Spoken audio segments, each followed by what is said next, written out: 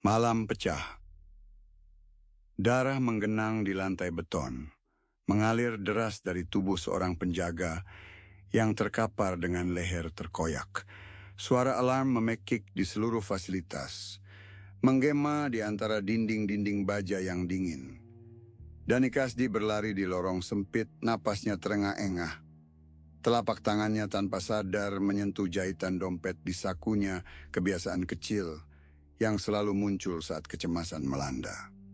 Bau logam darah bercampur dengan aroma tajam antiseptik memenuhi udara, membuat setiap hembusan terasa berat. Dia keluar dari containment. Suara seseorang memecah keributan penuh kepanikan. Dani hampir menabrak seorang teknisi muda yang berlari berlawanan arah, matanya liar seperti hewan yang terpojok. Di ujung lorong, pintu baja yang biasa terkunci rapat kini terbuka sedikit, memperlihatkan ruang containment yang remang-remang. Lampu berkedip-kedip seolah mencerminkan ketidakstabilan situasi. Dani tidak bisa melihat Ezra, tapi dia tahu makhluk itu ada di sana. Suara langkah berat hampir menyeret terdengar dari dalam ruangan. Dia menahan napas, tubuhnya tegang. Ezra bukan manusia itu sudah jelas sejak awal. Namun, cara makhluk itu bergerak, cara dia memperhatikan orang-orang mengandung sesuatu yang mengganggu, seperti bayangan memori yang berusaha bangkit dari kedalaman. Dr. Elena Marzuki muncul dari sisi lain lorong, wajahnya tetap tegas meski situasi jelas di luar kendali. "Dani, kesini," panggilnya, suaranya nyaring di tengah kekacauan. Dia mengenakan jas lab putih yang kini ternoda darah di bagian bawahnya. Tanpa menunggu jawaban, Elena menarik Dani menuju area vault, tempat objek penelitian paling rahasia disimpan. "Ezra merespons pup," kata Elena dengan nada mendesak. Matanya tajam. Dia tidak sepenuhnya liar. Ada pola di sini. Kita harus mengendalikan ini sebelum... "Dia sudah membunuh 4 orang, Elena," potong Komandan Harun yang baru tiba. Seragam militernya penuh debu dan darah. Dengkuran kasar keluar dari tenggorokannya, tanda amarah yang tertahan. "Ini bukan lagi soal penelitian. Kita harus ambil tindakan militer sekarang." Elena menggeleng keras. "Tidak. Jika kita menghancurkan pup, kita kehilangan satu-satunya cara untuk memahami makhluk ini. Ezra tidak akan berhenti jika kita bertindak sembrono." Dia melangkah maju menatap Harun dengan keberanian yang tak tergoyahkan. Dani adalah satu-satunya yang bisa bicara dengannya. Harun menggeram, wajahnya menunjukkan ketidaksabaran. "Bicara? Makhluk itu bukan manusia, Elena. Lihat apa yang sudah dia lakukan." Dani memperhatikan pertengkaran mereka dengan hati yang berdebar-debar, mencoba menarik napas panjang untuk menenangkan diri. Tapi bau es yang tajam tiba-tiba menusuk hidungnya, membuat pikirannya kacau. Bau itu datang dari arah vault, tempat pup disimpan. Dani melangkah lebih dekat, matanya menangkap sesuatu yang aneh. Embun es mulai membentuk sarang kristal di sekitar pintu vault, perlahan merayap seperti akar yang hidup. "Dani, fokus." Suara Elena membuyarkan pikirannya. Dia menunjuk ke arah vault. "Ezra merespons pup. Kita harus mencari tahu kenapa." Di dalam vault, tubuh Ezra yang besar berdiri di tengah ruang. Bayangannya bergerak dengan lambat di bawah cahaya redup. Makhluk itu menghadap dinding kaca yang memisahkan pup serigala beku yang terlihat seperti patung hidup. Ezra tidak mengeluarkan suara, tapi gesturnya menunjukkan sesuatu yang jauh lebih kompleks daripada sekadar agresi. Tangannya besar dan kasar, hampir menyentuh kaca, seolah ada sesuatu yang ingin dia sampaikan. Dani melangkah hati-hati, tubuhnya terasa berat oleh ketegangan. Ezra berbalik perlahan, matanya yang melankolis 2 lubang gelap yang tampak mengandung dunia mengunci pandangan Dani. Tidak ada kata-kata yang keluar, hanya denting kaca yang tiba-tiba terdengar memecah keheningan. Pup yang sebelumnya membeku tak bergerak, kini menunjukkan tanda-tanda kehidupan. Bulu di tubuhnya mulai bergetar lembut, seperti ada napas yang kembali mengisi rongga dadanya, Harun mengangkat senjata, bersiap menembak. "Jangan bergerak! Berhenti!" Elena berteriak, suaranya penuh tekanan. "Ini bukan solusi." Ezra menggeram pelan, suara itu rendah tapi penuh ancaman. Dani merasa jantungnya hampir berhenti. Makhluk itu tidak menyerang tapi juga tidak mundur. Ada sesuatu tentang pup hubungan yang tidak bisa dijelaskan yang membuat Ezra bertahan di sini, meski dia bisa dengan mudah melarikan diri. Dani tahu dia harus mengambil langkah, tapi apa? "Dani, lakukan sesuatu!" Elena memohon, matanya penuh harapan dan ketakutan sekaligus. Dani menggenggam dompetnya erat-erat. Jemarinya menyentuh jahitan yang terasa kasar di bawah kulitnya. Dia tahu satu keputusan salah bisa menghancurkan semuanya. Suara denting kaca terdengar lagi, kali ini lebih keras, seperti retakan yang membelah sesuatu yang rapuh. Pup bergerak sedikit, matanya perlahan membuka, memperlihatkan kilauan yang tidak manusiawi. Dani menahan napas, dunia di sekitarnya terasa melambat. Ezra berbalik sepenuhnya, melangkah mendekati kaca. Gerakannya tidak agresif, tapi ada intensitas yang membuat semua orang di ruangan itu membeku. Dani tahu ini bukan tentang kekerasan biasa. Ini adalah sesuatu yang lebih besar, lebih purba, dan lebih berbahaya. Dia mencoba mencari kata, tapi mulutnya terasa kering. Di luar ruangan, suara Moan mulai terdengar, pelan tapi jelas. Dani menoleh ke arah pintu, melihat bayangan penjaga yang sebelumnya terkapar kini bergerak. Tubuhnya berubah menjadi sesuatu yang tidak lagi manusia. Kuku panjang mencakar lantai, kepala mereka berputar dengan gerakan yang tidak alami. Mereka mendekat, dan bau kematian mengisi udara. "Dani!" Elena berteriak, menariknya kembali ke fokus. Tapi Dani hanya bisa melihat Ezra, Pup, dan bayangan yang semakin mendekat. Di dalam dirinya ada pertanyaan yang mulai tumbuh. Apa yang akan terjadi jika Pup sepenuhnya bangkit? Wawancara dengan bayang es. Dani merasakan tekanan dingin yang menusuk di udara, semakin jelas ketika Ezra berdiri hanya beberapa langkah dari kaca containment. Pup tetap diam, tapi gerakan kecil pada bulu-bulunya membuat ruang itu terasa seperti perangkap yang siap meledak kapan saja. Ezra tidak berbicara, tidak menggeram, hanya ada keheningan yang mematikan. Dani tahu bahwa dalam situasi ini, waktu adalah musuh yang paling kejam. Bayangan di luar pintu, wujud penjaga yang sekarang berubah menjadi sesuatu yang tidak lagi manusia, semakin mendekat. Suara kuku mereka mencakar lantai, membuat bulu kuduk berdiri. "Elena, kita harus membuat keputusan sekarang." Suara Dani terdengar serak. Hampir putus asa, tapi tetap menjaga ketenangan. Dia menggeser langkahnya sedikit, menjauh dari Ezra tanpa membuat gerakan yang terlalu mencolok. Dr. Elena Marzuki berdiri di sudut ruangan, matanya terpaku pada Pup yang masih terbaring di dalam containment. Ada pergulatan batin yang jelas terlihat di wajahnya. "Aku tahu apa yang kau pikirkan, Dani. Tapi ini bukan tentang satu nyawa atau satu makhluk. Ini tentang apa yang kita pelajari." Pup, dia bisa memecahkan banyak pertanyaan. Bukan hanya tentang Ezra, tapi mungkin juga tentang penyakit yang selama ini tidak bisa kita pahami. Dani memandang Elena merasa marah sekaligus terjebak. Tapi apakah risikonya sepadan? Lihat apa yang terjadi di luar sana. Kita tidak tahu apa yang akan terjadi jika kita membuka containment ini sepenuhnya. Ezra bergerak sedikit. Tubuhnya yang besar menciptakan bayangan panjang yang hampir menutupi Pup sepenuhnya. Gerakannya tidak tergesa-gesa, tapi setiap langkah terasa penuh perhitungan. Pup tetap diam, tapi bulu-bulunya yang bergetar membuat kaca containment tampak seperti tidak cukup kuat untuk menahan apa yang ada di dalamnya. Elena menarik napas dalam-dalam, suaranya lebih tegas sekarang. "Dani, aku mengerti kekhawatiranmu, tapi kita tidak punya pilihan lain. Jika kita tidak mencoba sekarang, kita bisa kehilangan kesempatan untuk memahami apa yang sebenarnya terjadi." Pup adalah kunci. Energi yang dia pancarkan, kita perlu tahu bagaimana itu memengaruhi Ezra, dunia di luar, bahkan kita. Suara moan dari balik pintu semakin keras, membuat Dani berbalik sesaat. Bayangan tubuh-tubuh yang berubah itu kini jelas terlihat.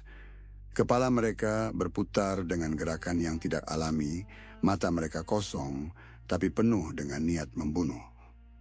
Dani tahu bahwa waktu hampir habis. Dia menggenggam dompetnya lebih erat. Jemarinya menyentuh jahitan yang kasar, mencari kekuatan dari kebiasaan kecilnya. Jika kita membuka containment, dan itu memicu sesuatu yang lebih buruk, kita tidak akan punya waktu untuk memperbaiki kesalahan kita. Dani berkata perlahan, mencoba meredam kemarahan yang mulai muncul dalam dirinya. Elena melangkah mendekat. Suaranya lebih rendah, hampir seperti bisikan. Dani, aku percaya padamu. Tapi aku juga percaya pada apa yang kita pelajari selama ini. Pup adalah lebih dari sekadar makhluk. Dia adalah jawaban, atau setidaknya jalan menuju jawaban. Kita harus mengambil risiko ini.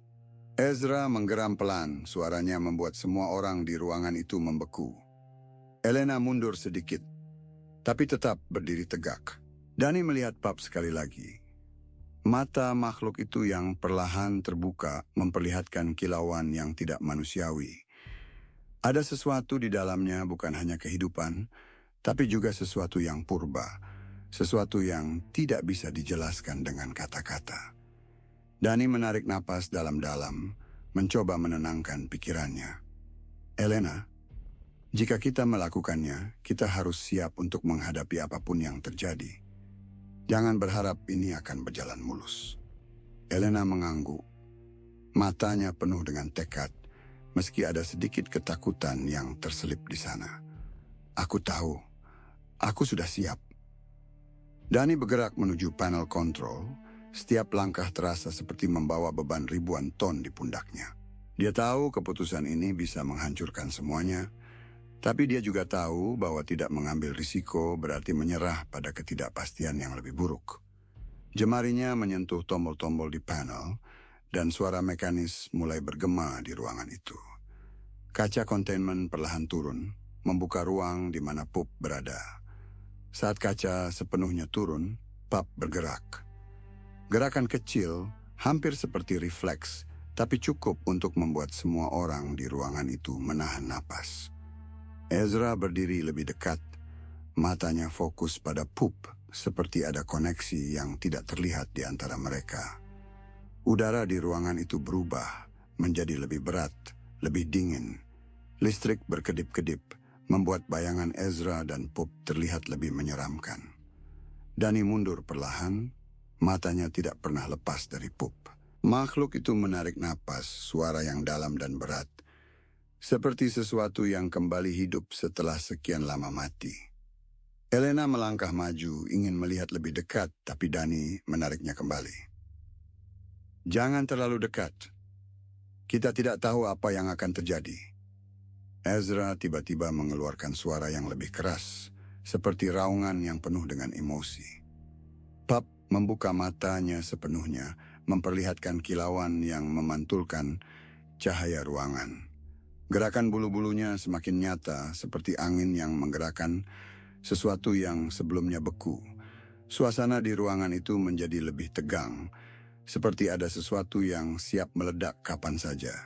Di luar, suara moan berubah menjadi teriakan.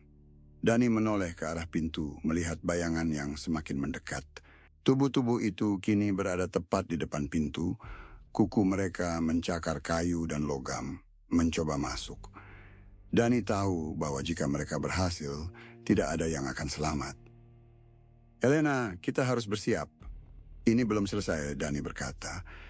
Suaranya penuh dengan ketegangan. Elena mengangguk, tapi matanya tetap fokus pada Pup. Makhluk itu bergerak lagi, tubuhnya perlahan bangkit dari posisi berbaring. Ezra mendekat lebih lagi, kini hanya beberapa langkah dari Pup. Ada sesuatu di udara energi yang tidak bisa dijelaskan, tapi terasa nyata. Dani merasakan jantungnya berdetak lebih cepat, tahu bahwa apapun yang terjadi selanjutnya akan mengubah segalanya. Bangkit dari es. Suara retakan di lantai terdengar seperti gemuruh petir yang menjalar ke seluruh ruangan. Pup mengangkat kepalanya, bulu-bulunya berkilauan dengan cahaya biru yang seakan berasal dari dalam tubuhnya. Ezra berdiri diam. Tubuhnya tegang seperti kawat yang siap putus. Dani merasakan hawa dingin mengalir melalui sepatu botnya, menjalar ke tulang-tulangnya, membuat setiap gerakan terasa lambat dan berat. Elena memegang lengan Dani dengan erat. Matanya penuh kewaspadaan, tetapi di balik ketegasan itu ada ketakutan yang tak terucapkan. Energi yang dilepaskan Pup mulai mengubah ruangan. Lampu-lampu fluoresen berkelip-kelip, beberapa meledak, meninggalkan percikan api yang jatuh ke lantai. Lantai yang sebelumnya kokoh kini menunjukkan celah-celah kecil yang semakin membesar. Udara menjadi lebih dingin, menusuk kulit seperti ribuan jarum es. Dani hampir tidak bisa bernapas. Rasa takut yang menekan dada membuatnya merasa seperti tenggelam dalam kegelapan. Kemudian suara pertama terdengar jeritan melengking dari salah satu staf yang berdiri di dekat pintu. Tubuhnya terhuyung. Tangan mencengkeram lehernya sendiri seolah mencoba menghentikan sesuatu yang tak terlihat. Kulitnya mulai berubah menjadi lebih pucat, mata membelalak seperti kosong, namun penuh dengan kebencian. Gerakannya menjadi cepat, kasar, seperti binatang liar yang terperangkap. Dia menyerang orang di sebelahnya dengan kuku yang mencakar, darah menyembur ke dinding, melukiskan pemandangan horor yang tak mungkin dihapus dari ingatan. Dani menarik Elena ke belakang, mencoba menjauh dari kekacauan yang kini merajalela. "Kita harus keluar dari sini sekarang." Suaranya hampir tenggelam oleh jeritan dan suara gemuruh lantai yang terus retak. Pup berdiri sepenuhnya, tubuhnya sekarang tampak lebih besar dari sebelumnya. Bulu-bulunya bergerak seperti ombak yang dihantam angin. Ezra memegang dada Pup, seperti mencoba menenangkan makhluk itu, tetapi energi biru yang keluar dari tubuh Pup semakin menguat, memancarkan cahaya terang, yang membuat semua orang di ruangan itu menutup mata. Beberapa staf lain mulai menunjukkan tanda-tanda perubahan. Otot mereka menegang, gerakan mereka menjadi lebih agresif, mata mereka kehilangan cahaya manusia. Mereka melawan satu sama lain, tetapi serangan itu tidak memiliki tujuan hanya kekerasan murni. Dani merasakan perutnya bergejolak, mual melihat darah yang kini melumuri lantai. Elena menarik sesuatu dari sabuknya, sebuah alat pemadam darurat, dan mencoba menggunakannya untuk melawan api kecil yang mulai menjalar. Tetapi itu tidak cukup. Ruangan ini sudah kehilangan kendali, dan tidak ada yang bisa mengembalikannya. "Dani, kita harus pergi sekarang," Elena berteriak. Suaranya penuh dengan urgensi. Dia menunjuk ke arah pintu yang mulai terhantam oleh tubuh-tubuh dari luar. Dani tahu pintu itu tidak akan bertahan lama. Ezra melihat ke arah mereka, matanya yang gelap, penuh dengan sesuatu yang sulit dijelaskan, bukan kemarahan, bukan kesedihan, tetapi semacam keputusasaan purba. Pup mengeluarkan suara rendah, hampir seperti dengkuran, tetapi suaranya bergema di ruangan, memicu lebih banyak retakan di lantai. Dani dan Elena berlari ke arah koridor, melewati staf yang sudah berubah menjadi makhluk predator. Mereka bergerak cepat, tetapi setiap langkah terasa seperti berlari di atas kaca yang siap pecah. Luka di tubuh beberapa staf mengeluarkan cairan yang tidak seperti darah, lebih kental, lebih gelap, dan berbau busuk seperti daging yang lama membusuk. Dani mencoba untuk tidak melihat terlalu dekat, tetapi setiap kali matanya menangkap pemandangan itu, rasa takut menyelimuti pikirannya. Koridor mulai runtuh. Bagian atas dinding pecah, serpihan beton dan logam jatuh ke lantai, membuat jalan keluar semakin sulit. Elena memimpin di depan, mencari celah di antara reruntuhan. Dani mengikuti, tetapi langkahnya, goyah otaknya masih mencoba memahami apa yang baru saja terjadi. Elena, apa ini semua? Apa yang kita lakukan dengan membuka pub? Dia hampir berteriak, tetapi suaranya terdengar lemah, bahkan di telinganya sendiri. Elena berhenti sejenak, memutar tubuhnya untuk melihat Dani. Kita tidak punya waktu untuk menjelaskan sekarang.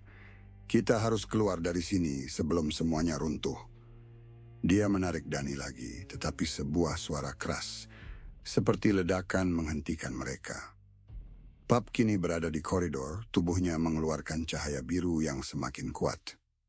Ezra berdiri di sampingnya, wajahnya penuh dengan sesuatu yang menyerupai rasa duka. Tiba-tiba, lantai di bawah pub pecah sepenuhnya, menciptakan lubang besar yang memisahkan mereka dari jalan keluar. Dani dan Elena terpaksa berbalik, mencari rute lain, tetapi koridor lain juga mulai runtuh. Suara jeritan dari staf yang berubah menjadi makhluk predator semakin mendekat, membuat mereka merasa seperti terjebak di dalam perangkap. Elena melihat sebuah pintu kecil di sisi kanan. "Dani, ke sana, cepat!" Dia mendorong Dani mendekat. Tetapi sebuah runtuhan besar jatuh di depan pintu itu, menghalangi jalan mereka. Elena mengeluarkan alat dari tasnya, sesuatu yang tampak seperti linggis, dan mulai mencoba memindahkan serpihan itu. Tubuhnya bergerak dengan kekuatan yang luar biasa, tetapi dia tahu bahwa waktu mereka hampir habis. Dani merasa tubuhnya semakin lelah, napasnya semakin berat. Dia melihat ke arah Pub dan Ezra, sekali lagi makhluk itu tidak bergerak, tetapi aura mereka terasa lebih kuat, lebih menakutkan. "Elena, kita tidak akan bisa keluar jika terus seperti ini." Suaranya terdengar putus asa. Elena berhenti, matanya penuh dengan tekad. "Dani, dengarkan aku. Kamu harus bertahan hidup. Apapun yang terjadi, kamu harus membawa informasi ini keluar." Dia menunjuk ke arah dompet Dani, tempat dia biasanya menyimpan catatan kecil. Pastikan ini tidak sia-sia. Sebelum Dani bisa menjawab, Elena menggunakan seluruh kekuatannya untuk mendorong runtuhan terakhir. Pintu kecil terbuka, tetapi di saat yang sama, sebuah bagian besar dari langit-langit runtuh ke arahnya. Elena tersenyum kecil, tetapi senyum itu penuh dengan rasa sedih. "Pergi, Dani, sekarang." Dani berlari meskipun rasa bersalah menghantam hatinya seperti palu. Dia tidak melihat Elena lagi, suara runtuhan menutupi segala sesuatu di belakangnya. Koridor terakhir membawa Dani keluar fasilitas, ke ladang yang terbakar. Angin dingin membawa bau darah dan api, membuatnya merasa seperti berada di dunia lain. Dia jatuh ke tanah, tubuhnya tidak mampu lagi bergerak. Langit di atasnya berwarna abu-abu, tetapi cahaya biru dari pub masih terlihat dari kejauhan. Dani menutup matanya, mencoba menghapus semua gambar yang menghantui pikirannya. Tetapi suara terakhir Elena, pesan singkat yang direkam pada alat komunikasi, bergaung di telinganya, seperti nyanyian hantu yang tidak akan pernah hilang. Ketika Dani membuka matanya lagi, dia tahu bahwa dunia telah berubah selamanya.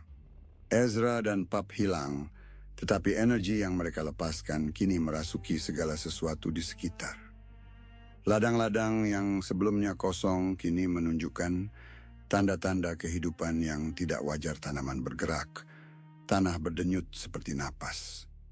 Dani mencoba berdiri, tetapi tubuhnya terlalu lemah. Dia hanya bisa melihat, merasa, dan memahami bahwa apapun yang baru saja terjadi adalah awal dari sesuatu yang jauh lebih buruk. Debrief yang hampa. Angin dingin menerpa wajah Dani ketika dia terbangun di dalam kendaraan lapis baja yang berguncang pelan. Tubuhnya terasa seperti dihancurkan dari dalam. Setiap otot kaku, setiap tulang mengeluh. Dia mencoba menggerakkan tangan, tetapi jahitan di dompetnya menarik perhatiannya. Jari-jarinya menyentuhnya dengan lembut, seperti mencari pijakan di tengah kekacauan. Di sekelilingnya, suara mesin kendaraan dan denting senjata menggema, tetapi Dani merasa seolah-olah dia berada di tempat lain, di antara runtuhan, di bawah langit yang penuh dengan energi biru yang mengancam.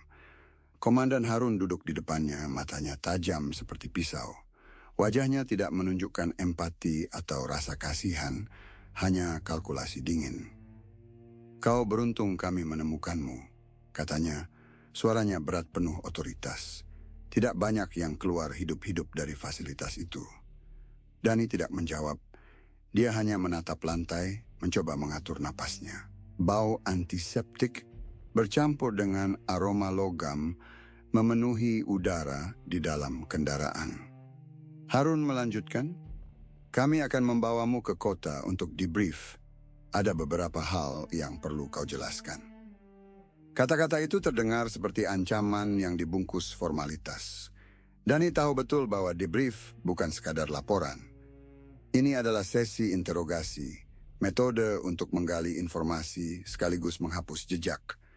Dia pernah melihat bagaimana agensi bekerja mereka lebih peduli pada kontrol daripada kebenaran.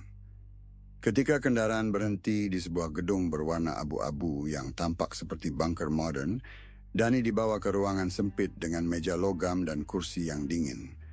Lampu neon di atasnya berkedip sesekali, memberikan suasana yang tidak nyaman. Dua pejabat agensi menunggu di dalam, keduanya mengenakan jas hitam dengan ekspresi yang sulit dibaca. Komandan Harun berdiri di sudut ruangan mengawasi seperti elang. "Duduk," salah satu pejabat berkata singkat. Dani menurut meskipun tubuhnya terasa berat. Dia merasakan ketegangan di udara seperti tali yang ditarik terlalu kencang. Pejabat pertama mulai berbicara dengan nada datar. "Kami telah menerima laporan awal tentang apa yang terjadi di fasilitas. Kami mengerti bahwa ada anomali yang tidak terduga, tetapi kami perlu memastikan bahwa semua detail sesuai dengan prosedur." Dani mengangkat alisnya. "Prosedur? Apa yang kalian maksud dengan prosedur?" "Yang ada yang prosedural tentang apa yang terjadi di sana." Pejabat kedua yang lebih tua dan terlihat lebih berpengalaman menatapnya tajam. "Kami tidak di sini untuk berdebat, Kasdi. Kami di sini untuk memastikan bahwa laporanmu konsisten dengan versi resmi." Kata-kata itu membuat darah Dani mendidih. Versi resmi istilah yang digunakan agensi untuk menutupi kebenaran, untuk memanipulasi fakta. Dia tahu bahwa apa yang mereka inginkan bukanlah kebenaran, tetapi narasi yang bisa mereka kontrol. "Saya tidak tahu apa yang kalian maksud dengan versi resmi," Dani berkata pelan, tetapi suaranya penuh dengan ketegasan. "Yang saya tahu adalah bahwa eksperimen kalian melepaskan sesuatu yang tidak bisa dikendalikan." Pejabat pertama menatapnya dengan pandangan dingin. "Eksperimen itu perlu dilakukan untuk memahami fenomena tersebut. Risiko selalu ada dalam penelitian. Kalian tidak memahami apa yang kalian lepaskan," Dani membalas. Suaranya mulai meninggi. Energi itu Ezra dan pup mereka bukan sekadar objek penelitian. Mereka adalah sesuatu yang lebih dari itu, sesuatu yang tidak bisa dijelaskan dengan data atau laporan. Ruangan menjadi sunyi sejenak, tetapi ketegangan terasa semakin berat. Komandan Harun berbicara untuk pertama kalinya sejak mereka masuk. "Kasdi, kau harus mengerti bahwa ini bukan tentang perasaanmu. Ini tentang kelangsungan hidup. Kami perlu memastikan bahwa informasi ini tidak menyebabkan kepanikan." Dani menatap Harun dengan tajam. "Kepanikan? Kota ini sudah diambang kehancuran, Komandan. Saya melihat apa yang terjadi di luar sana. Tanah bergerak, tanaman bereaksi seperti makhluk hidup. Mayat berjalan. Dan kalian ingin menutupi ini?" Pejabat kedua menghela napas, seolah-olah sedang berusaha bersabar. "Kami tidak menutupi apapun. Kami hanya memastikan bahwa informasi ini disampaikan dengan cara yang terkendali." Dani ingin tertawa, tetapi rasa sakit di tubuhnya menghentikannya. "Terkendali? Tidak ada yang terkendali tentang ini. Dunia telah berubah. Dan kalian masih berbicara tentang kontrol?" Pejabat pertama membuka sebuah berkas di depannya, matanya memindai dokumen dengan cepat. "Kami juga menemukan sesuatu yang menarik dalam laporan komunikasi dari fasilitas. Ada rekaman dari Dr. Elena Marzuki yang menyebutkan eksperimen ini. Kami ingin kau mendengarnya." Dani merasa dadanya sesak. Nama Elena membuat kenangan yang menyakitkan kembali mengalir. Dia ingat senyum terakhirnya, kata-kata terakhirnya. Dia mencoba mengatur napasnya ketika pejabat itu menyalakan perangkat pemutar suara.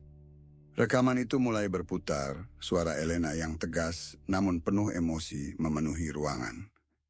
Eksperimen ini memiliki risiko besar. Piup adalah katalis, bukan hanya artefak. Energinya memengaruhi jaringan biologis, menciptakan resonansi yang tidak bisa diprediksi. Saya sudah memperingatkan mereka, tetapi mereka tidak mendengarkan. Jika ini dilepaskan, kita tidak hanya menghadapi anomali, tetapi juga perubahan pada ekosistem. Ini bukan tentang penelitian lagi, ini tentang kelangsungan hidup. Dani menutup matanya, mencoba menahan emosi yang meluap. Suara Elena terdengar seperti suara hantu yang datang untuk mengingatkan, untuk menuntut. Pejabat pertama menghentikan pemutaran. Apa pendapatmu tentang ini, Kasti? Dani membuka matanya perlahan, menatap mereka dengan kemarahan yang tertahan. Pendapat saya? Pendapat saya adalah bahwa kalian tahu risikonya, tetapi kalian tetap melakukannya. Elena memperingatkan kalian, tetapi kalian mengabaikannya. Pejabat kedua berbicara dengan nada lebih dingin. Kami tidak di sini untuk mendiskusikan keputusan masa lalu, Kasti. Kami di sini untuk memastikan bahwa laporanmu sesuai dengan protokol.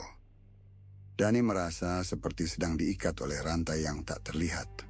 Dia tahu bahwa apapun yang dia katakan tidak akan mengubah apa yang mereka lakukan. Mereka sudah memutuskan bahwa kebenaran tidak penting, hanya kontrol yang penting. Ketika sesi debrief berakhir, Dani keluar dari ruangan dengan tubuh yang terasa lebih berat dari sebelumnya. Di luar, kota terasa aneh seperti ada sesuatu yang bergerak di bawah permukaannya. Orang-orang berjalan dengan cepat, wajah mereka penuh dengan ketakutan. Dani melihat beberapa tentara yang berjaga di sudut jalan, tetapi mereka terlihat tegang seperti sedang menunggu sesuatu yang buruk terjadi. Dia tahu bahwa apa yang terjadi di fasilitas itu bukan hanya awal dari mimpi buruk, tetapi juga awal dari kehancuran. Dunia telah berubah, dan tidak ada yang bisa menghentikannya. Dani hanya bisa berharap bahwa apapun yang dia lakukan selanjutnya akan memiliki arti, meskipun kecil, meskipun hampir tidak terlihat. Wawancara dengan bayang es. Langit di atas kota kecil itu kelabu, seperti cermin yang memantulkan duka kolektif. Dani berjalan perlahan di antara bangunan-bangunan yang hancur, bau busuk menyengat dari mayat-mayat yang belum sempat dikubur. Warung-warung tutup, jendela-jendela pecah, dan toko-toko yang dulu ramai kini hanya menjadi bayangan dari kehidupan yang pernah ada. Debu beterbangan, menggulung di jalanan yang kosong, sementara suara langkah kaki dan bisikan hanya sesekali terdengar. Tenda-tenda darurat berdiri di halaman sekolah yang berubah fungsi menjadi pusat pengungsian. Beberapa orang berkumpul, wajah mereka penuh dengan keputusasaan.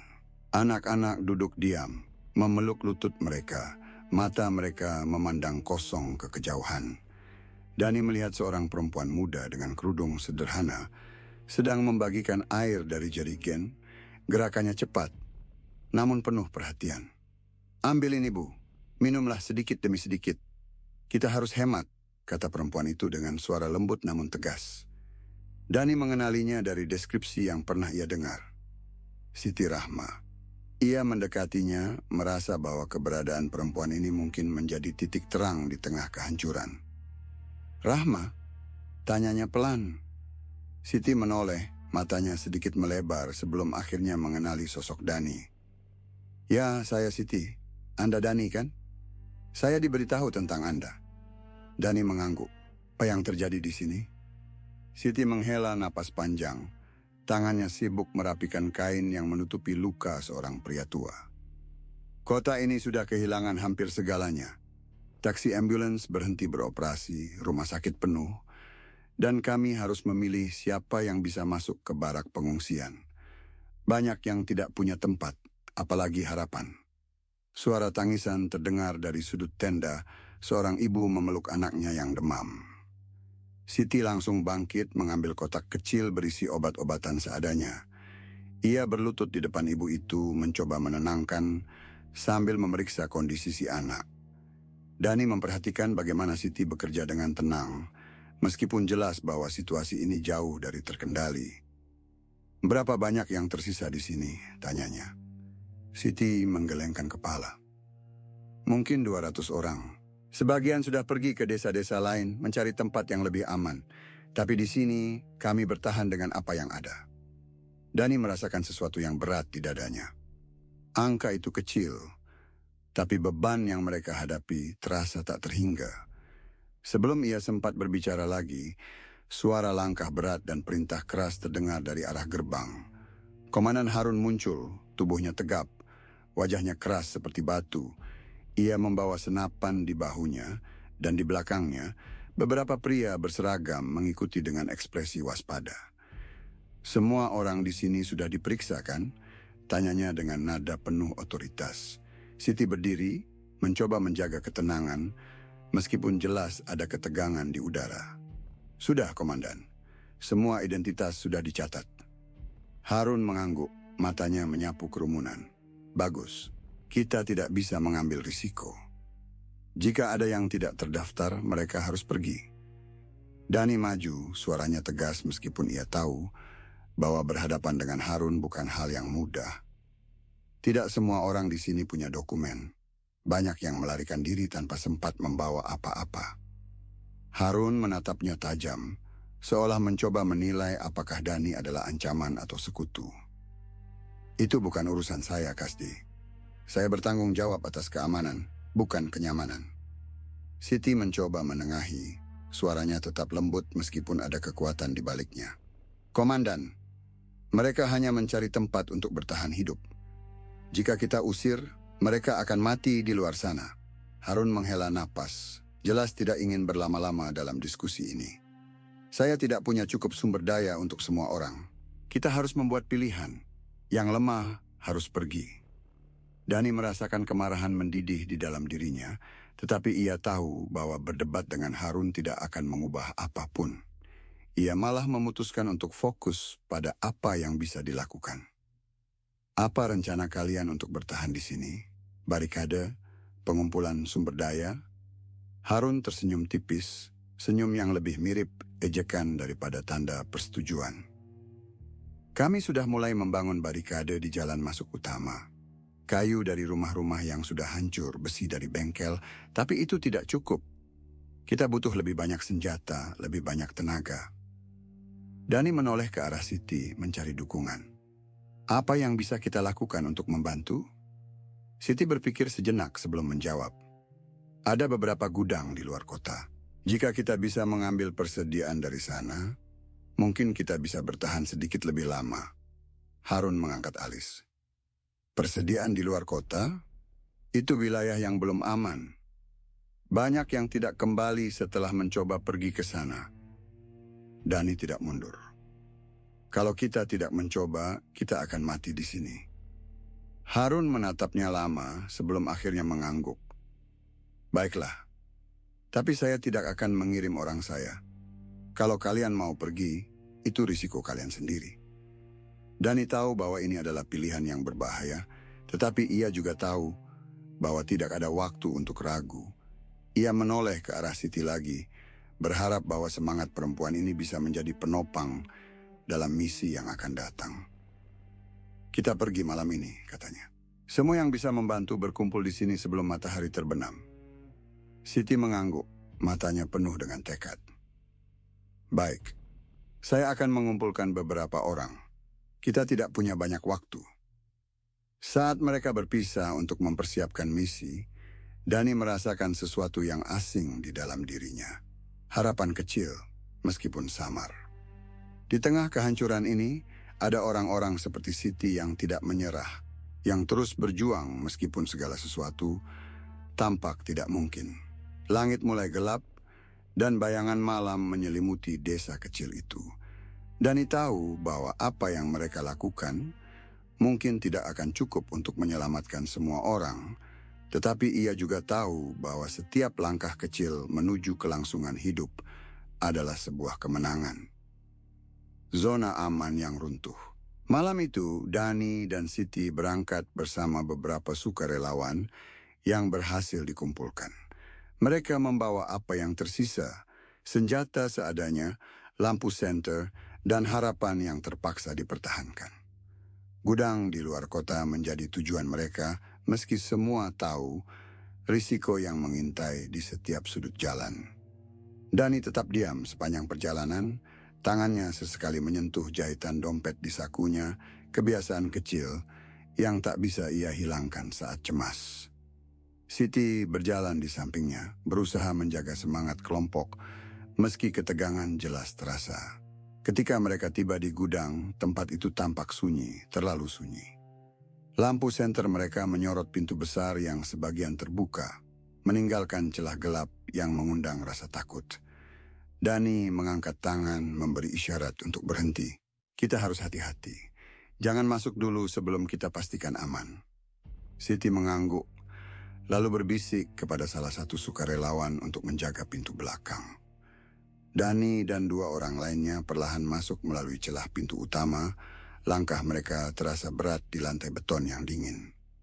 Bau lembab dan besi tua memenuhi udara, membuat setiap tarikan napas terasa lebih sulit.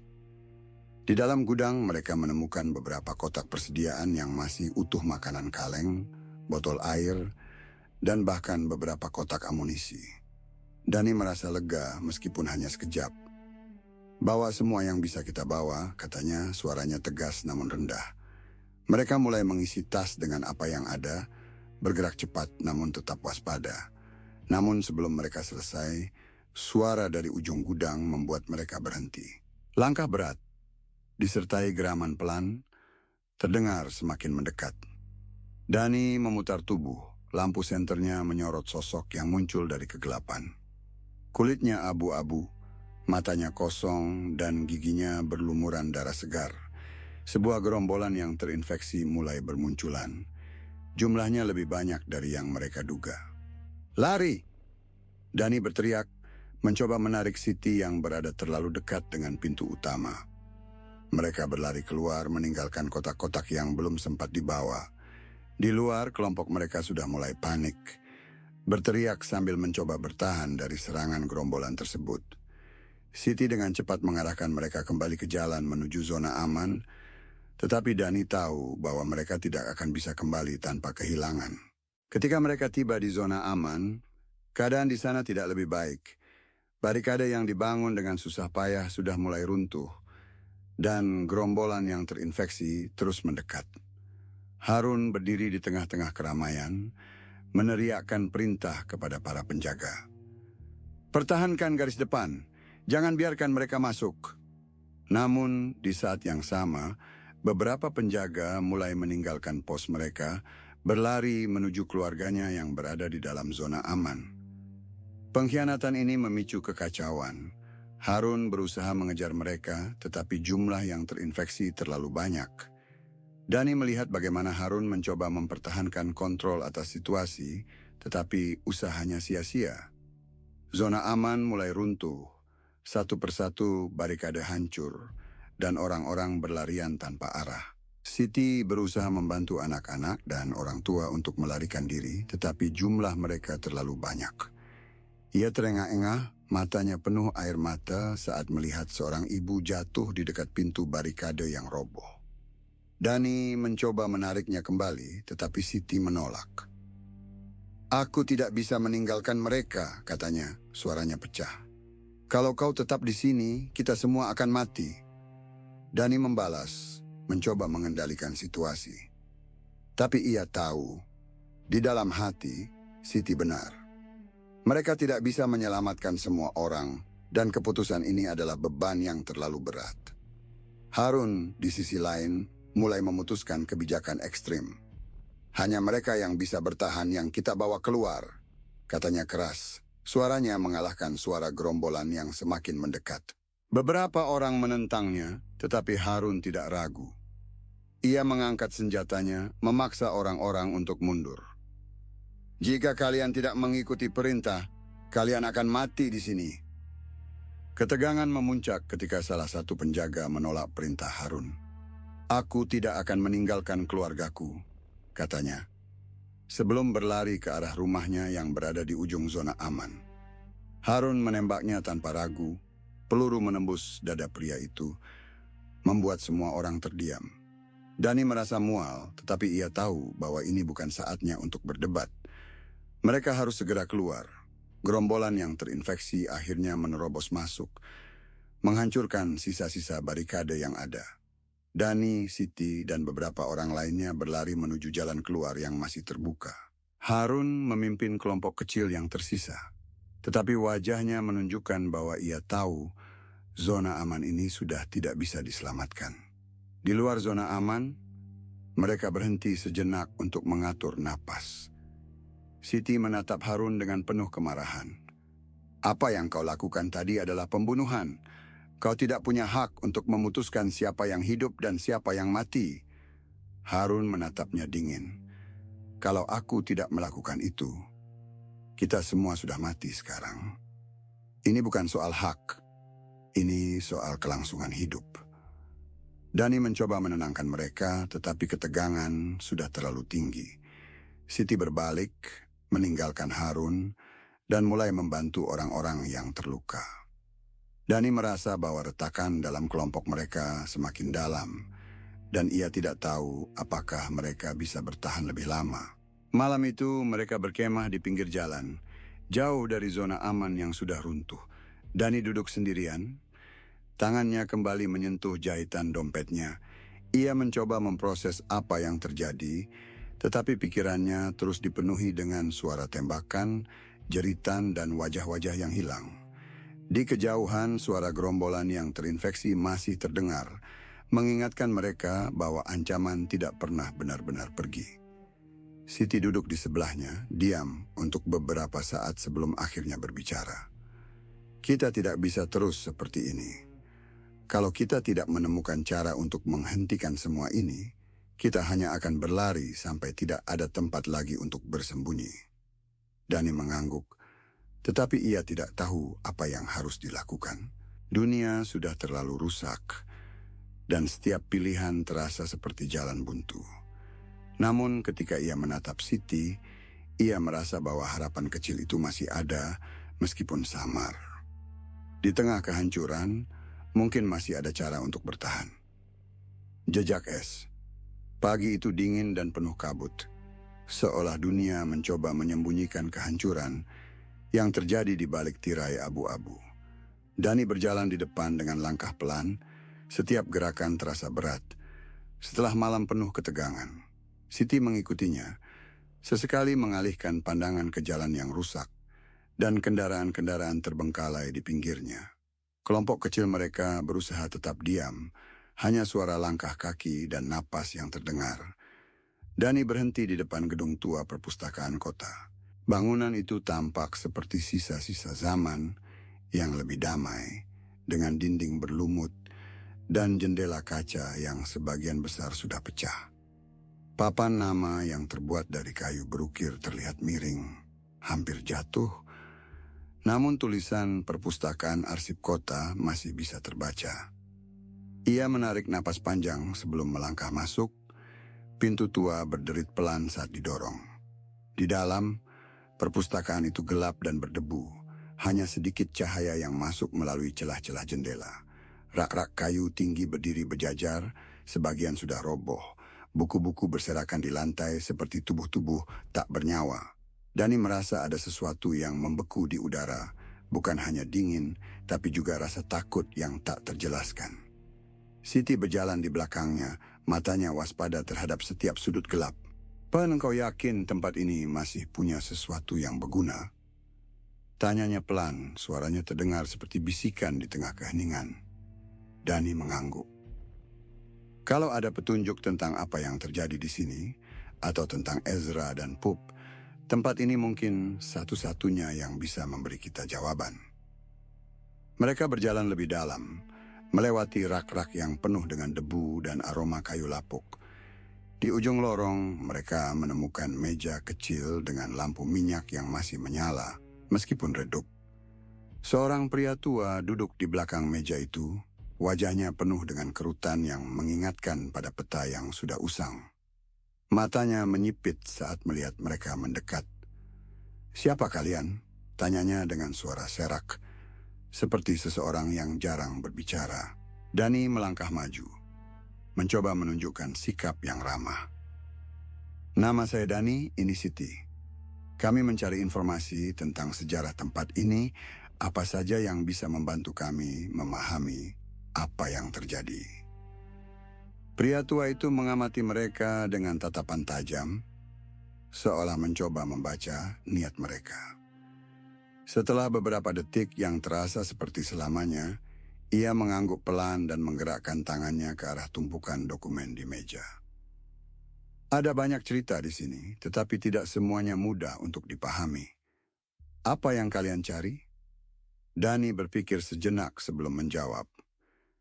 "Kami mencari sesuatu yang berhubungan dengan ukiran batu, pola kristal, atau mungkin sesuatu yang disebut roh gunung."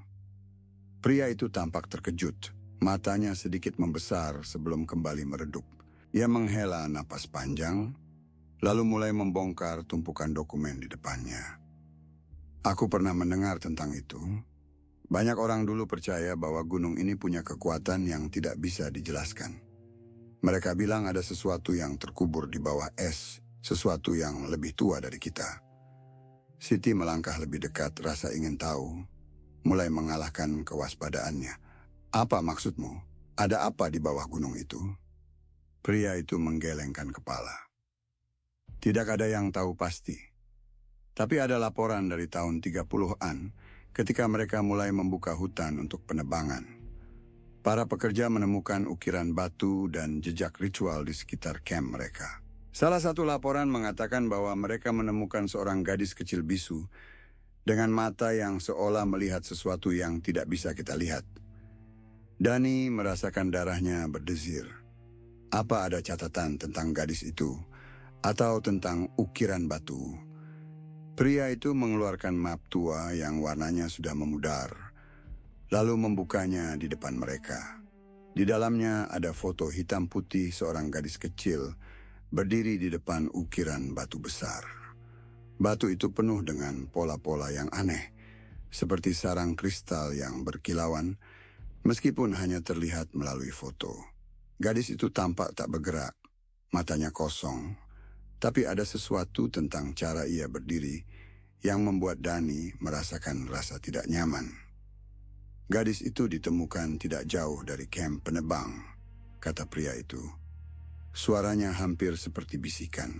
Mereka mencoba bertanya kepadanya, tapi dia tidak pernah bicara.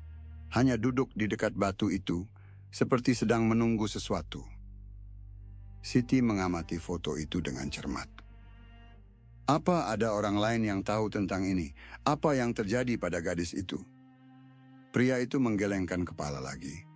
Dia menghilang suatu malam bersama dengan banyak pekerja di kamp. Mereka bilang batu itu berubah, kristalnya tumbuh, dan udara di sekitarnya menjadi sedingin kematian. Tidak ada yang kembali ke sana setelah itu. Dani merasakan dompet di sakunya, jari-jarinya menyentuh jahitan yang mulai aus. "Apa ada peta yang menunjukkan lokasi kamp itu?" Pria itu mengeluarkan lembaran lain dari map, kali ini sebuah peta yang digambar tangan. Titik-titik kecil menunjukkan lokasi kamp penebang lama di lereng Bukit Barisan, tidak jauh dari tempat mereka sekarang. "Kalau kalian benar-benar ingin pergi ke sana, ini jalannya. Tapi aku tidak tahu apa yang akan kalian temukan." Siti mengambil peta itu dan mempelajarinya dengan serius. "Apa kau yakin ini tempatnya, Dani? Kalau tempat ini benar-benar terkait dengan Ezra dan Pup, kita mungkin bisa menemukan jawabannya." Dani mengangguk perlahan. "Ini satu-satunya petunjuk yang kita punya. Kita tidak bisa terus berlari tanpa arah. Kalau kita ingin menghentikan semua ini, kita harus tahu apa yang sebenarnya sedang kita hadapi." Pria tua itu menatap mereka sekali lagi sebelum berbicara. "Hati-hati dengan apa yang kalian cari. Kadang jawaban bisa lebih berbahaya daripada pertanyaan." Dani dan Siti meninggalkan perpustakaan itu dengan peta di tangan, Pikiran mereka penuh dengan bayangan dari foto dan cerita yang baru saja mereka dengar. Di luar, kabut mulai menghilang, memperlihatkan langit yang kelabu dengan matahari yang hampir tidak terlihat. Kelompok kecil mereka menunggu di jalan, wajah-wajah mereka penuh dengan kelelahan dan ketakutan. Dani menunjukkan peta itu kepada mereka, menjelaskan rencana untuk menuju kamp penebang. Beberapa orang tampak ragu, tetapi tidak ada yang mengeluh. Mereka semua tahu bahwa terus bergerak adalah satu-satunya pilihan. Saat mereka mulai berjalan lagi, Dani merasakan sesuatu yang aneh di udara seperti bisikan yang tidak terdengar, tapi terasa. Ia melihat Siti yang juga tampak gelisah, matanya terus mengamati sekeliling. Mereka tahu bahwa waktu mereka semakin sedikit, dan setiap langkah membawa mereka lebih dekat ke sesuatu yang tidak bisa mereka pahami. Namun, di tengah rasa takut dan keraguan, ada juga tekad yang tumbuh. Dani tahu bahwa mereka tidak bisa kembali. Semua yang terjadi sejauh ini sudah membawa mereka ke titik ini dan tidak ada jalan lain selain maju.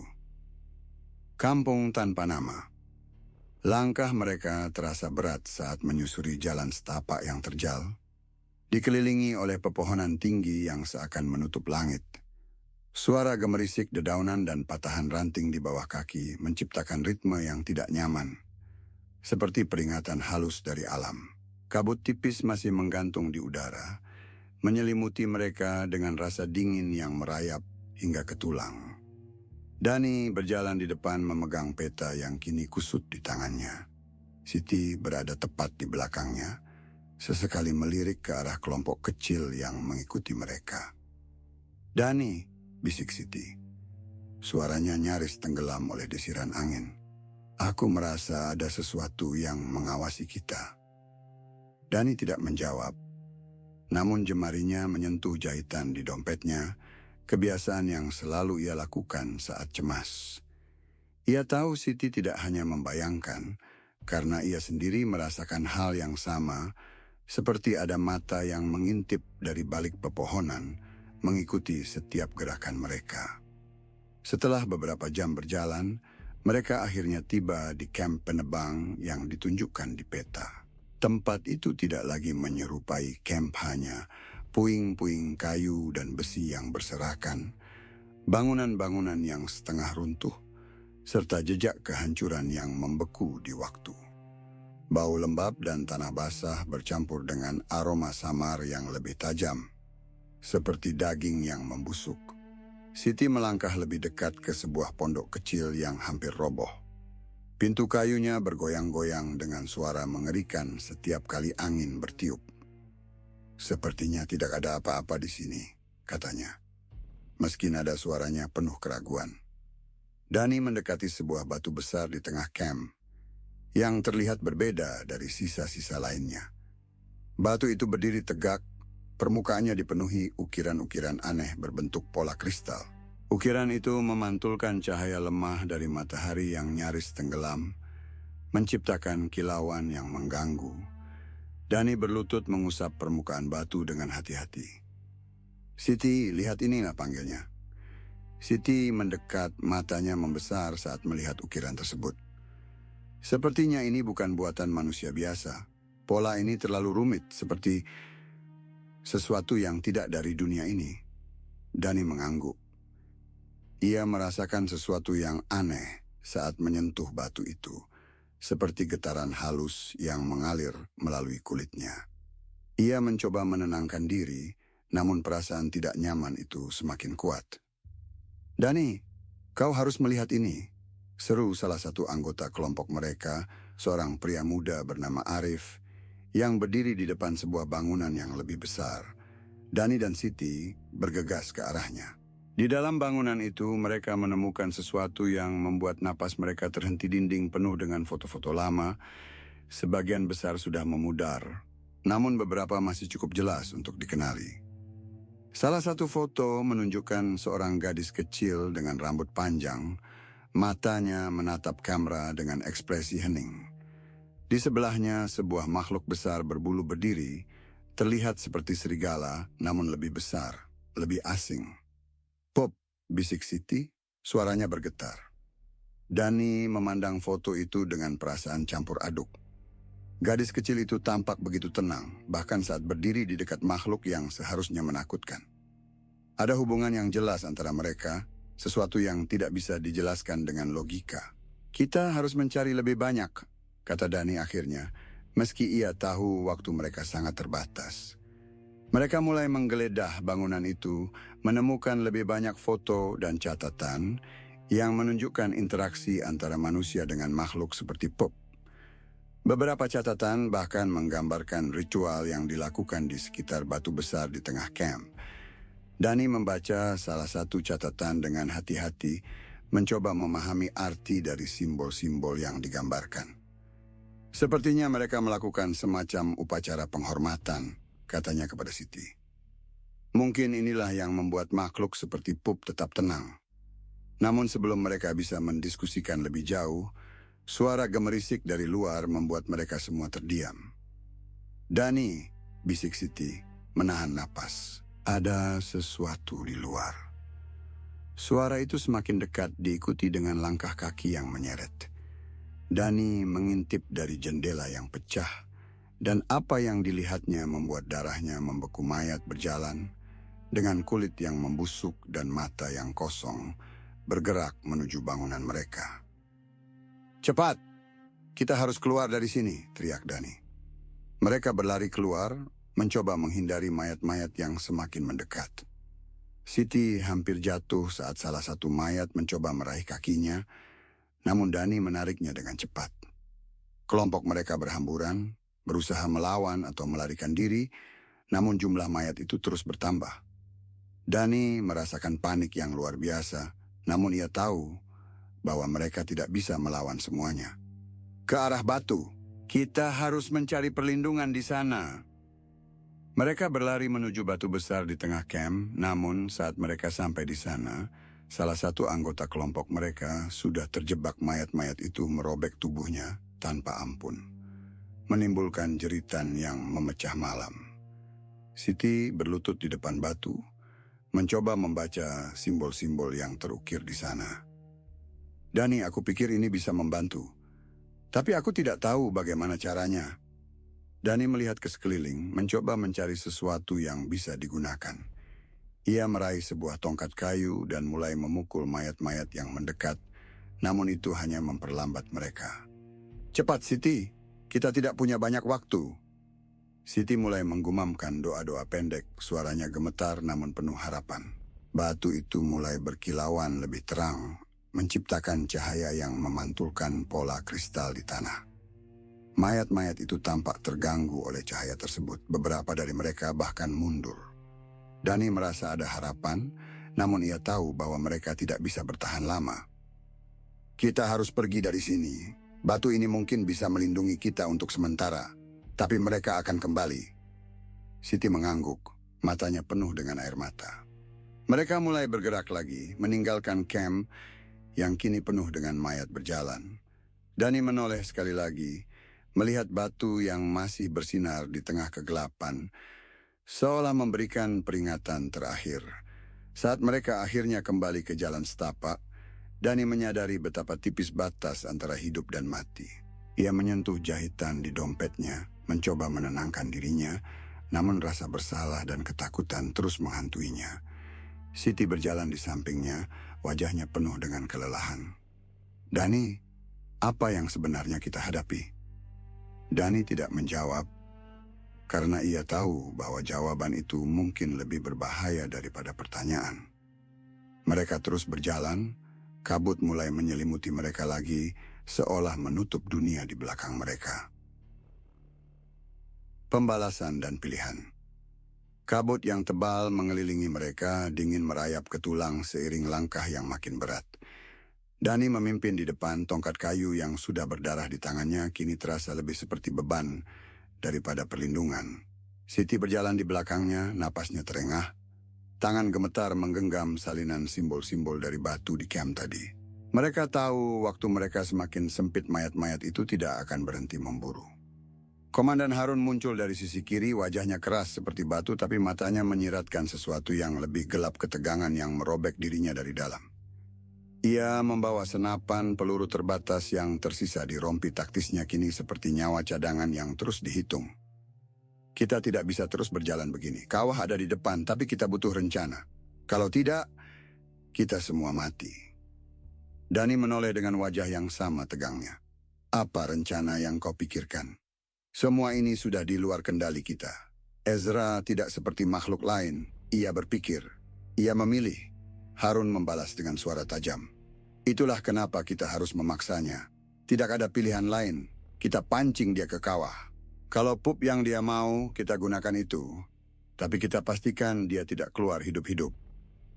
Siti berhenti, menarik napas dalam-dalam seolah ingin mengumpulkan keberanian sebelum berbicara. Itu bukan solusi.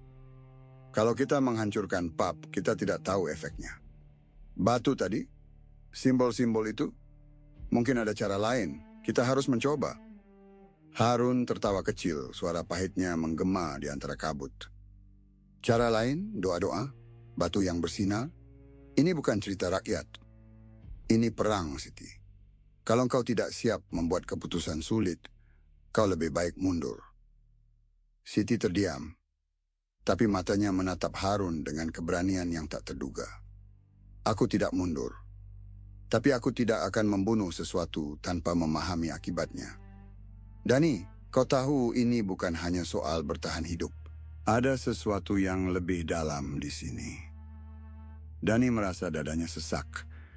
Kata-kata Siti seperti menusuk mengingatkan pada rekaman Elena yang terus bermain di kepala suara tegas yang berisi harapan tapi juga penuh keputusasaan.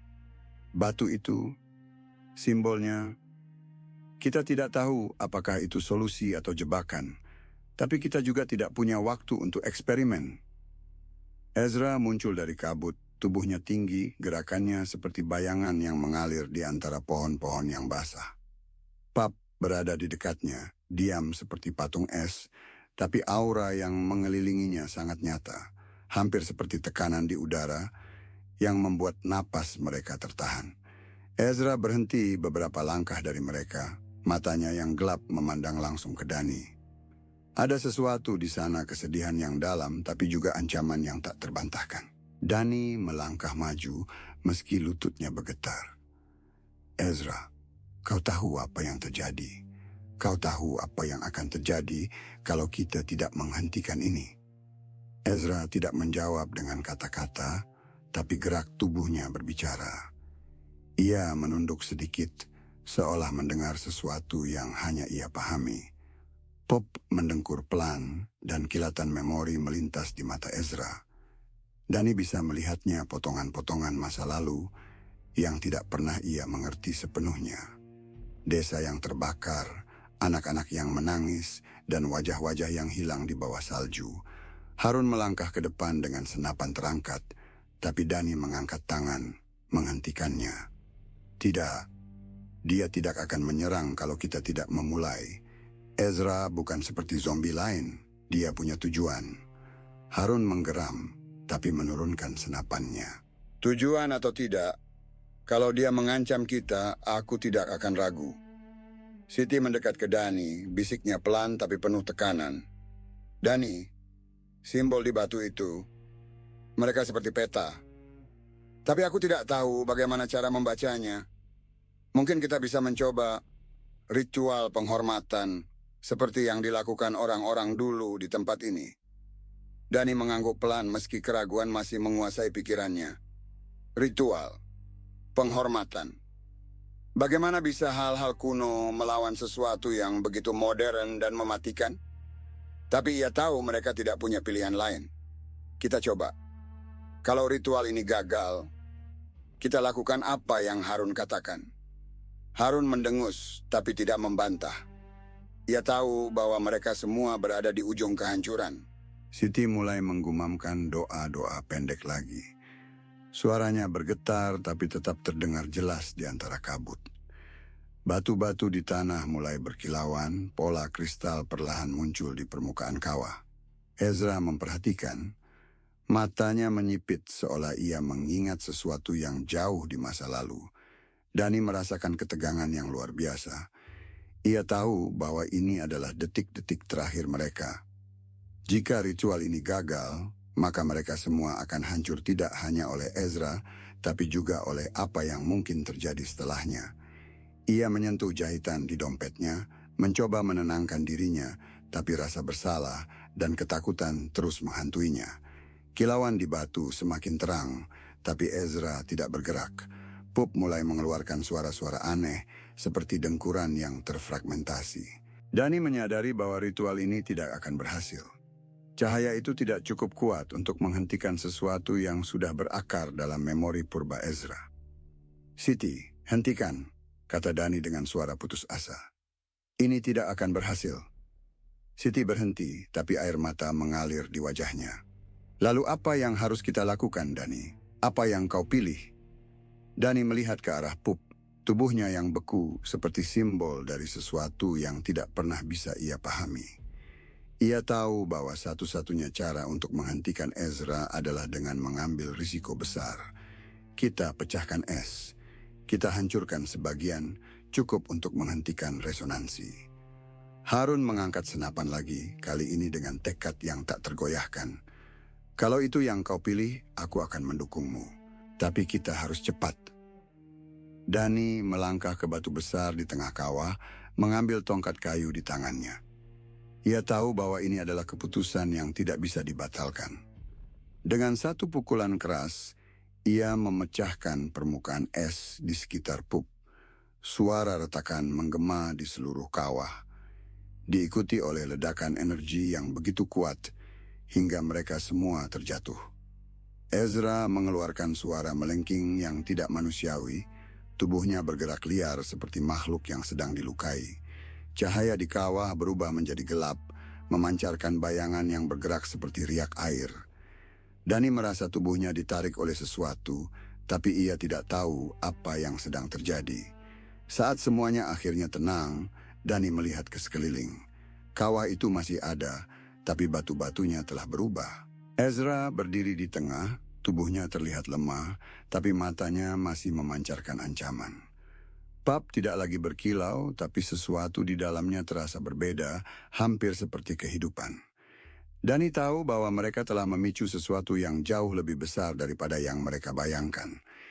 Ia tidak tahu apakah keputusan ini akan menyelamatkan mereka atau menghancurkan semuanya. Kabut mulai menyelimuti mereka lagi, seolah menutup dunia di belakang mereka. Dani tidak bisa berhenti memikirkan satu hal. Apa yang akan terjadi sekarang? Kelahiran kegelapan. Dani berdiri terhuyung-huyung di batas kawah, napasnya terengah-engah, mata terbelalak menatap pemandangan yang kini terbentang di depannya. Retakan yang ia buat pada es telah memicu sesuatu yang tidak sepenuhnya ia pahami, tapi efeknya jelas dan mengerikan. Tanah di bawah kakinya bergetar perlahan, seperti napas yang baru terbangun dari tidur panjang.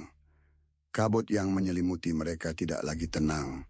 Ia bergerak, melingkar, seperti tangan-tangan tak terlihat yang merengkuh tiap sudut kawah. Ezra berdiri di tengah, tubuhnya terkulai lemah. Tapi mata itu, mata yang seperti menyimpan ribuan tahun kenangan, masih memancarkan kegetiran. Pup yang sebelumnya diam tak bergerak, kini menunjukkan tanda-tanda lain. Kristal-kristal es di tubuhnya mulai mencair, perlahan tapi pasti. Memperlihatkan bulu yang mulai lembut, seperti sedang kembali hidup. Dani merasa ngeri sekaligus terpesona. Apakah ia baru saja membangkitkan sesuatu yang seharusnya tetap terkubur? Siti Rahma menarik napas dalam-dalam di sebelahnya. Ia memegang tas kecil yang penuh dengan peralatan medis, tapi tangannya gemetar, kosong dari tindakan. "Dani," suaranya berbisik hampir tenggelam oleh suara angin yang semakin kencang. "Apa yang baru saja kita lakukan? Apa yang telah kita bangkitkan?" Dani tidak punya jawaban. Ia hanya tahu bahwa resonansi Pup telah berubah menjadi sesuatu yang lain, sesuatu yang menular. Ia memandang Ezra sekali lagi. Makhluk itu tidak melawan. Ia hanya berdiri, memandang ke arah Pup, seolah-olah seluruh dunia berhenti di antara mereka. Tapi di balik ketenangan itu, Dani bisa merasakan ancaman yang mengintai. Ezra bukan hanya makhluk purba, ia adalah katalis, seperti Pup. Seperti kawah ini, seperti dunia yang kini berubah di luar pemahaman manusia. Ledakan pertama datang dari batas kawah. Tanah retak, memuntahkan asap hitam yang berbau busuk bau, daging busuk, darah kering, dan sesuatu yang lebih tua dari waktu. Dani melangkah mundur, menarik Siti bersamanya. "Kita harus keluar dari sini," katanya. Suaranya tertahan oleh ketakutan yang terus menggerogoti. Tapi langkah mereka terhenti ketika mereka melihat apa yang muncul dari retakan itu.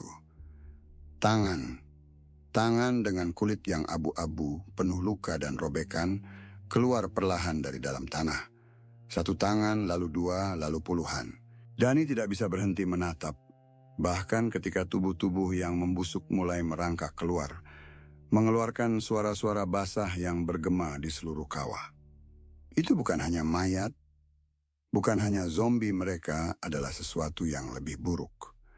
Mereka adalah bayangan dari kehidupan yang pernah ada, kini melangkah kembali ke dunia dengan kehausan yang tidak bisa dipahami. Siti berteriak, tapi suaranya tenggelam oleh suara gemuruh.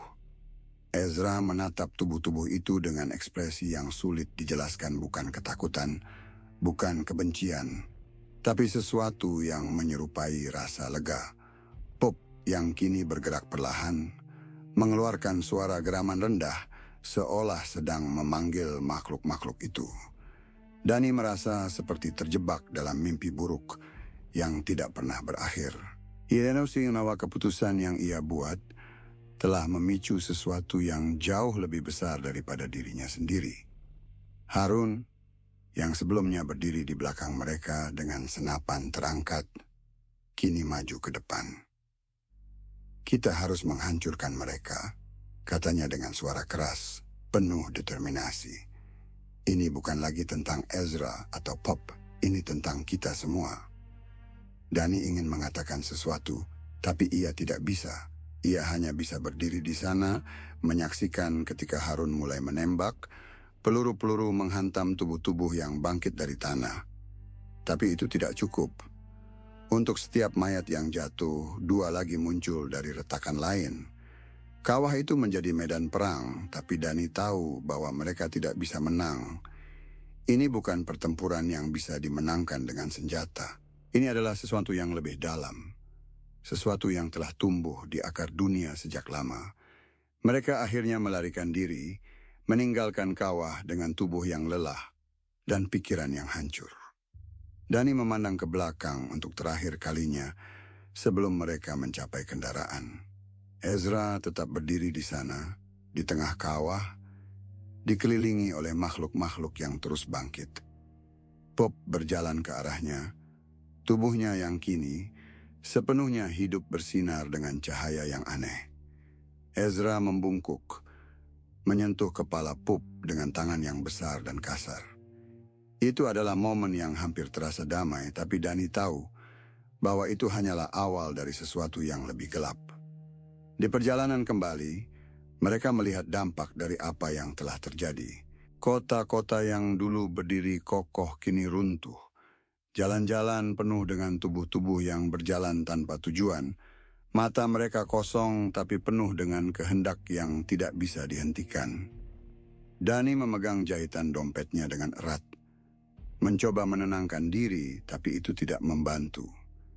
Siti menangis pelan di sebelahnya, berdoa dengan suara yang hampir tidak terdengar. Harun terus mengemudi tanpa berkata apa-apa, matanya fokus ke jalan di depan mereka, tapi Dani tahu bahwa pikiran pria itu penuh dengan ketakutan. Ketika mereka akhirnya berhenti di pinggir jalan, Dani keluar dari kendaraan dan memandang ke arah Cakrawala. Matahari hampir tenggelam, meninggalkan dunia dalam bayangan yang semakin pekat. Ia memikirkan apa yang telah terjadi, apa yang akan terjadi. Dunia ini tidak lagi milik manusia. Sesuatu yang lebih tua, lebih gelap, telah lahir, dan Dani tahu bahwa mereka tidak bisa menghentikannya. Tapi ia juga tahu bahwa mereka harus mencoba apapun yang terjadi. Di saku celananya, ia menemukan rekaman Elena, suara wanita itu yang masih terdengar tenang. Meskipun dunia di sekitarnya runtuh. Dani, katanya dalam rekaman itu, kita tidak bisa mengendalikan semuanya. Tapi kita bisa memilih apa yang kita pertahankan. Jangan lupa itu. Ia juga menemukan surat dari Siti ditulis dengan tangan gemetar saat mereka berada di kawah. Surat itu hanya berisi satu kalimat. Tuhan selalu bersama kita, bahkan dalam kegelapan. Dani memandang ke arah ukiran batu yang ia ambil dari kawah jejak memori purba yang kini menjadi simbol dari apa yang telah terjadi. Ia merasa bahwa dunia ini tidak akan pernah sama lagi. Tapi ia juga tahu bahwa ia harus terus berjalan, mencari jawaban, mencari harapan, meskipun harapan itu hanya tersisa sedikit. Saat malam tiba, Dani berjalan kembali ke kendaraan, membawa semua kenangan itu bersamanya. Dunia ini gelap, tapi ia masih di sini. Dan mungkin, hanya mungkin, itu cukup untuk saat ini.